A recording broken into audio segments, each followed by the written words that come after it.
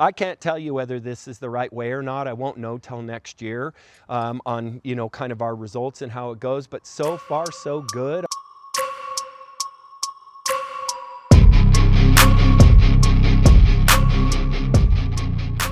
So also here on Ripple Ranch this year, we tried to reevaluate kind of the cash flow side of our hay. We feed 6 horses and about 40 goats. And so we do use a lot of hay, and we use hay of different types. Pure alfalfa, alfalfa grass, and predominantly grass because the wethers eat the grass, the horses eat the combo a little bit more, and the wethers do as well, and then the does are more of almost a pure alfalfa, although I like alfalfa with a little bit of grass for the does, and then during the early portion of their pregnancy, giving them more grass than I do alfalfa because they have a tendency to not get quite as fat, and the birth weights have a tendency to be not so extreme that we don't have birthing problems. But traditionally, I've been somebody who always was super fervent about testing hay. And I didn't like testing hay often because it was just another thing to do. But this year, due to kind of cash flow and my old back and shoulders and bicep that really struggle with throwing bales, and the fact that Travis, my manager, is no spring chicken and throwing hay bales is young man's work, I thought it would be better this year if we kind of spread it out. When we get the full year's worth of hay, we end up with hay that's, clear out to here, and we have to tarp it because our hay barn won't hold our full year's worth of hay. We feed on average about 16 tons in hay a year, which is more than this hay barn will hold. So now we have the maintenance of tarps, we have hay that's going rotten on the outside that's on the bottom, issues that come from that. So this year, my goal was to go to more of a buy it as we need it, having faith that hay will always be available. Now, you may be watching in an area where that isn't feasible because you only have hay at certain times a year in your area, and I understand that. For us, it was about, hey, I'm seeing late season hay sometimes be a cheaper alternative, and guys trying to get rid of hay that they get what I call deal fatigue, which is, hey, I'm just done with selling this stuff, come and get it. I looked for those and got some really great hay this year that works super well. I ended up getting hay that was originally $10 a bale that I paid $6 for, and it wasn't because it was in bad shape or old, it was because the guy was just wanting to be done. So it allowed me to look for things like that. The higher maintenance side of that equation is that I have to test more often. And sometimes I don't know if the hay's the right level until I test, and then I got to supplement, like adding a little bit more alfalfa to increase my protein levels, or being conscious that that one's a little bit heavier in calcium that I want, so I got to mix grass hay in with it. So there's a negative side to doing it this way, but what I liked about it is, number one, I'm not trying to get 16 tons of hay all at once. I'm able to look and shop for a little bit better deals and be a little bit more choosy. And the other thing is that we get to spread that work out over the year rather than putting it all in 1-2 month stretch, and all of our backs and arms and everything else are crushed, and we have to block out fairly large periods of time to do it, and we're busy during the summer. So having a couple loads that we get during the winter with a guy who's kept it under cover just like I would, but he stored it for me, if I pay $1 more a bale, maybe that's worth it. And I may get it for a deal. I'm finding that the negative side again is the testing. So I kind of wanted to let you know what we were doing with our hay strategy here is just a different way to think. I can't tell you whether this is the right way or not. I won't know till next year on, kind of our results and how it goes. But so far, so good. I'm happy I did it. And I thought that was worth sharing about a development here at Ripple Ranch this year. So I'm standing in the field that we planted now. This is its 3rd year. We planted it 3 years ago. This field, if you saw my videos this summer talking about grazing alfalfa, there is a lot of alfalfa. All this stuff is the alfalfa that they've stripped the leaves off. And this field did really beautifully this year. We had a lot of grazing sessions between goats and horses. The negative side is that it was alfalfa predominantly in this field, that took over and did well. We planted, I think it was 9 different seed varieties: birdfoot, trefoil, and sandfoil, and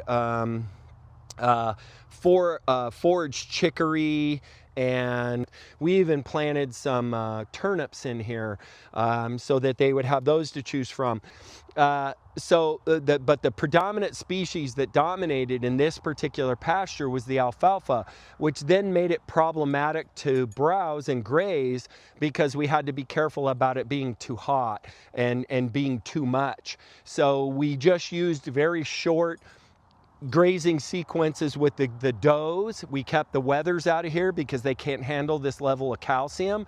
But this was an extremely prolific pasture that has done very well because of now 3 years of composting, 3 years of strategic planting. We overseeded the second year to add a little bit more to it, and this field did amazing. That field last year was the first year we planted it because it was in way worse shape. It needed a lot of soil rejuvenation through composting. We had a lot of noxious weeds that had taken hold there.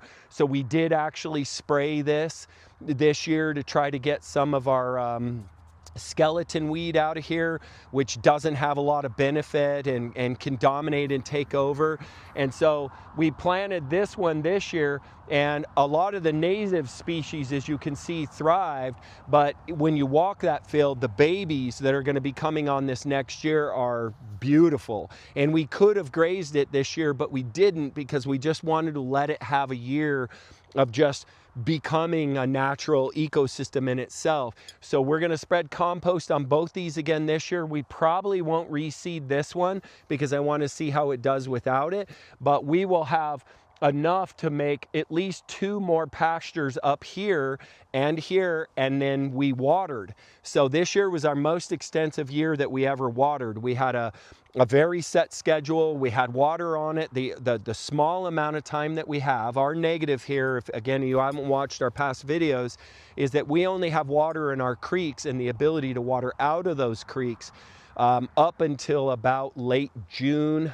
And then I don't have enough water rights, and the creek's fallen low enough, and then completely dry up in July and August. So when we need water the most, we don't have it, but we can use the water to get things started. And that was our key. And so we did fall plantings so that we'd get a little burst of growth. It would go dormant and then come back heavy in the spring.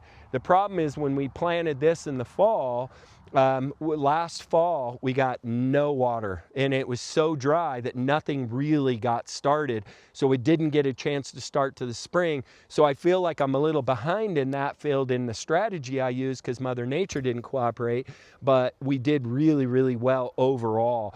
So I'm super excited to see what that field does next year, because if it does anything like this, we're going to have several months of great browsing as a result of just a fairly affordable drive. You know, we didn't run a tractor through it. We didn't till the soil. We drug it with a harrow, planted with little yard planters. We didn't have anything big enough, not anything agricultural other than a harrow that I drug around with the chore truck. And we were able to make what, when we moved here, was 2 basically dirt and unprolific weed fields into something that is now going to nourish our animals. Now again, we're at the point now in Ripple Ranch where we make less money off of growing grass and feeding animals than we do having facilities for human beings to come give us their money. But this is always probably going to remain because it's closest to the highway and it's not as pretty. So I think we'll use these continually as the fields that they are, and it'll be fun to share with you over time how well they do. One of the things I do want you to notice about this that is in permaculture that is difficult to accomplish with goats is that you can see how green and lush this side is. So do you see how green and lush this is? This is this way because of the shade of these trees. So if you think about it, if we had a row of trees in the center of this field also lending shade, the whole field would be this prolific. And there's tons of value in having trees as a part of your permaculture strategy. The problem is for us to protect our trees from the goats, we would literally have to plant a tree line and then build double fences down each side so they couldn't get to them, because they would debark them, and we wouldn't be able to have the trees grow well enough. So it's just something to pay attention to, a nuance. And I do want to mention, in the wetting space, we selected a kind of park grass. Most grass has a root depth of about a maximum of 14 to 16 inches. But the kind of grass we planted, which was a park grass, a high traffic grass, as well, is its root base is 4 to 6 feet. Now, if you look right here, here's the creek, right? So this is the creek. The wetting space is just on the other side of this. And if anything, it's closer to the groundwater levels. So we believe there's a great possibility that once we get that grass root base established and it's going down to 4 to 6 feet, we think there's a good possibility we may not even have to water that grass except for just during the peak of the summer, which again, as people who want to do good for the land, the less water you have to use by having the soil and the plants and the animals take care of the land itself as a natural regenerative cycle, the closer you are to where we're all trying to get. It just takes years to get there.